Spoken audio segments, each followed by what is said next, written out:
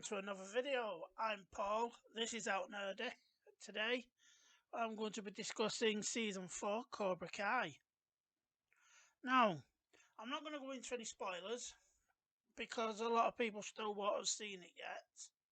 So, was this season any good? Yes, it was. I enjoyed it. I don't think it's the strongest of the 4 seasons.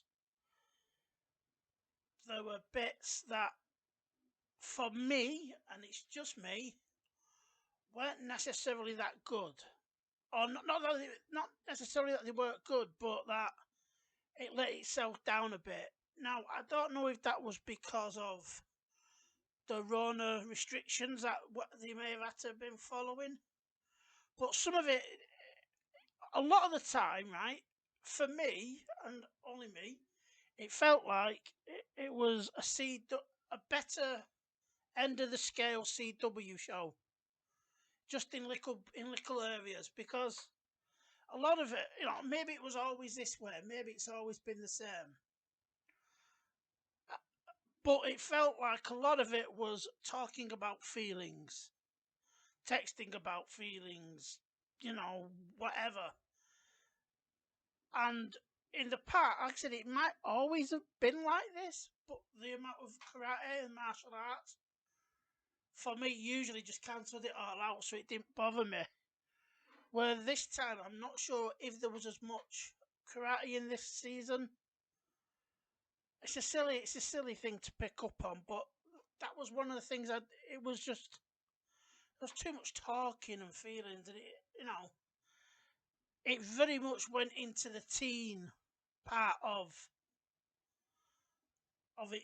Well, it's a teen show, I know, but it's built for those of us who are over 40 who still remember the Karate Kid as well. So it lets itself down a little bit there. Um, some of it was a bit like going off the last 3 seasons where you may have said it was a bit over the top. How they suddenly pulling out all these super fucking black belt 20th Dan moves and all this. This time around, they seem to have, and I don't know again if it's because of restrictions or they just wanted to showcase that these people, the actors, were doing karate. But it seemed a lot slower, the action this time round. It's like you could see every block, you know. I liked it, but it just felt a bit different. And I may change my mind about it. What worked? Well, William Zapka as Johnny Lawrence is absolutely phenomenal.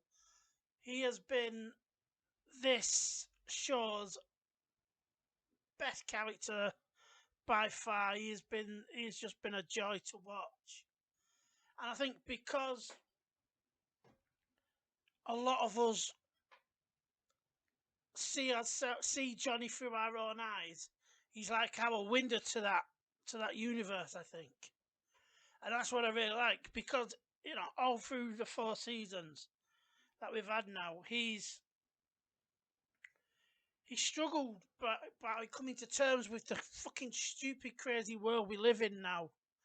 Where he doesn't understand about pronouns and he doesn't get the woke bollocks that has infested the world around us. And it's just a joy to see him,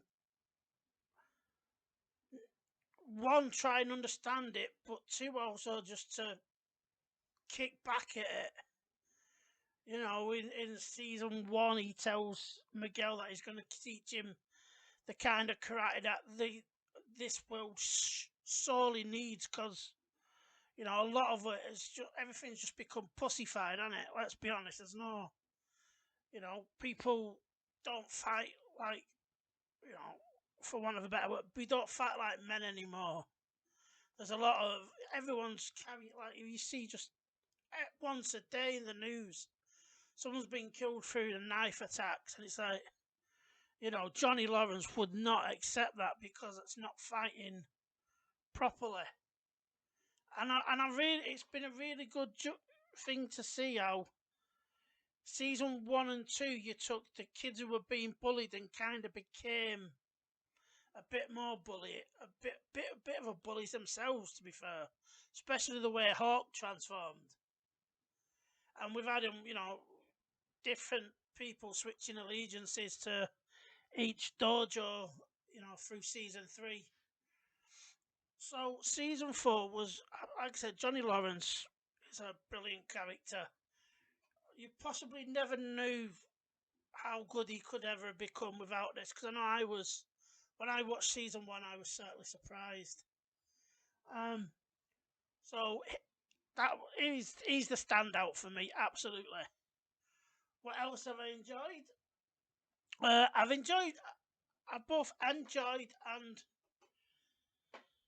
been dismayed a bit about Johnny Lawrence and Daniel LaRusso's dynamic. They are really good when they're bouncing off each other, and when they try teaching each other's style of karate, that works really well. Some of the sticking points, it's not really a sticking point, I suppose, but it's the inability to grow for the benefit of their own students. They were still plainly stuck in Miyagi-Do defensive karate and Eagle Fang slash, what was Cobra Kai as offensive karate. And it was, it may have been more fitting that it was the kids who were able to join both systems together. But it just felt, oh, come on, just grow up now. Because, they leave it really to the last few scenes, really, of the last episode before they really, truly, we need to work together, even if it's just for this once. I've enjoyed that. I enjoyed Robbie teaching Kenny, and then Kenny just going completely fucking dark side, and he goes from Padawan to Sith in fucking 30 seconds flat. And that's really good to see, because I guess, you know, with great power comes great responsibility. You can boil it down to that, I suppose. Kenny has been learning things that potentially are very dangerous if applied either incorrectly or correctly in the wrong situation and context. So it's been nice to see him go from bullied to bully. What we suspect he's going to be bullied, because he's already told LaRusso Jr. that he's going to cop it when school starts. Miguel has been very good as well. Sam can be a bit annoying, I think. I enjoyed what they did with Tori and getting Sam's mother to where they get together, and in some way she helps Tori. And I do think in season 5, Tori and Robbie, they're switching sides at some point, because Tori's seen how Sam's mother helps her, and Robbie looks like he's come back to his father. We'll have to see. So I really enjoyed it. It's one of the few shining lights of Western television.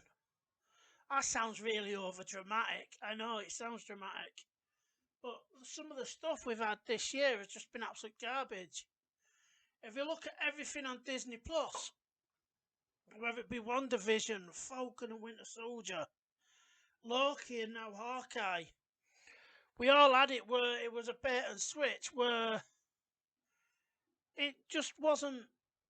It wasn't what at least wasn't what they told us it was gonna be.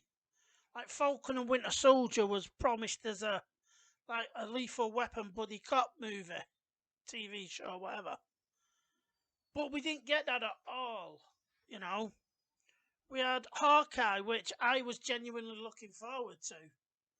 And for large parts of it, it was the Kate Bishop show. When really, for me, season 1 should have been all about Hawkeye coming to terms with Natasha's death and his own vulnerabilities now that he's losing his hearing. He's took a lot of knocks being an Avenger and a member of Shield. But for the most part, we got the Kate Bishop show, which would have been great for season 2 or 3, but not right away. Where, it's been said many, many times that Cobra Kai has been able to balance both the past and the present, and indeed going on into the future. It's been able to balance all them three without being a detriment to the past. Unlike Star Wars, where they didn't want to focus on the legacy characters. Indeed, they killed off Han Solo and Luke Skywalker. So this has been one of the shining lights for me. It's not woke. It pokes fun at wokeism, I think. A lot of other YouTubers will say it pokes fun of it. I was a bit concerned with was it poking fun of wokeism through Johnny, or was they poking fun at Johnny because he didn't understand it? But I said Johnny's comebacks to all this woke nonsense has been brilliant, and I hope it continues to be brilliant.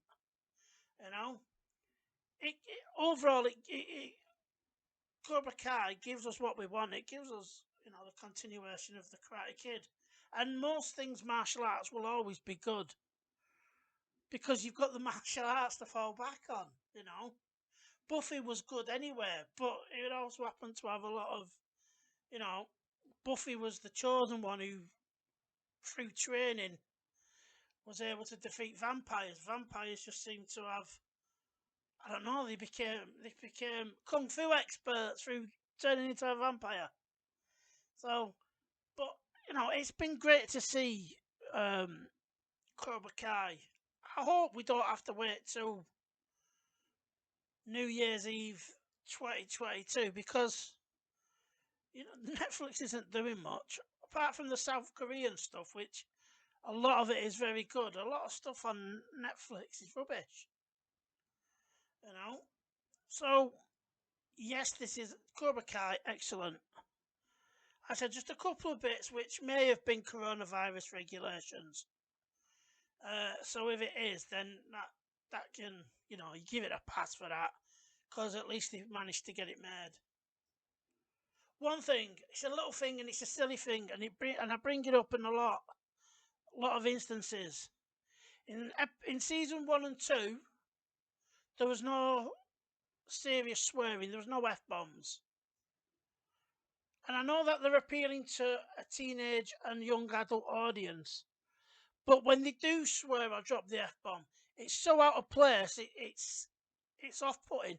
It's like when they swear in Picard or in Star Trek Discovery. It's like, no, these are shows that don't have swearing in it. That would be my main bugbear, stupidly, and it's just me, about Cobra Kai, is why are you putting F-bombs in when it doesn't need it? You're just doing it because it's a PG-13 and you get one F-bomb. You don't need to. Just stop it. Either up the age so that the swearing in it would make sense, or just get rid of it altogether. What else can I say? Tori was good. She's quite the badass, but she can do it. She's the main bad foil for Sam. So, like I said, I think she's going to change sides. I think she's going to be coming over to Miyagi-Do and Eagle Fang Karate. Anyway, like I said, I didn't want to spoil this. I just wanted to say what worked for me and what didn't. If you agree, let me know. If you didn't, let me know. That's it for this video. I am going to say, go watch it. It's well recommend. I recommend that you watch it. I think in the UK, it's number 2 in the Netflix charts, where I think, the rest of the world, it's number 1. But this show well deserves your time and effort, because they've put in effort they've put in a lot of work for this, and to give us something that's actually, rather good. Not just rather good because there's bugger all else, just that it's rather good.